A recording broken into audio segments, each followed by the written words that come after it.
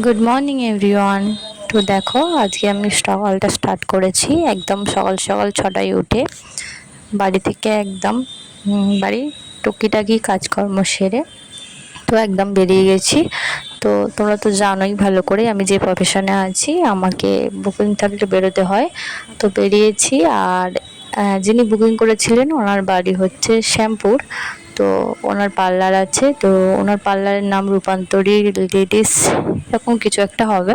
তো যাই হোক আমাকে আগের দিন উনি কন্ট্যাক্ট করেন এবং ওনার কয়েকটা কাস্টমার উনি অ্যারেঞ্জ করেন, তো আমাকে ডাকেন। তো আমি গিয়ে ওখানে কাজটা করে দিয়ে আসি।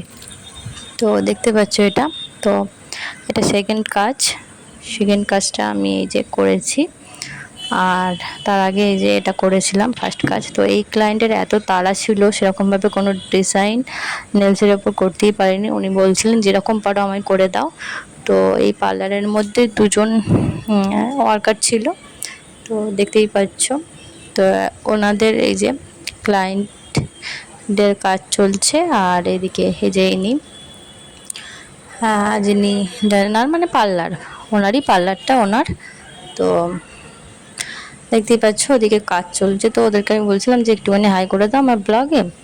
তো তারপরে উনি আমায় এই যে মিষ্টি খাওয়ালেন, তো মিষ্টি এনে দিলেন। তো সেটা আমি একটা খেলাম আর একটা ওদের দিলাম যে তোমরা খেয়ে নাও, এটা আমি আর খেতে পাচ্ছি না।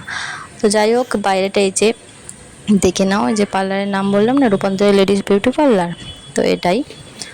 তো তারপরে ওখান থেকে আমি বেরিয়ে এলাম আর বাইরেটা এই যে পুরোটা নিলাম। তো চলো আজকের মতো ভিডিওটা এখানেই শেষ করছি, টাটা।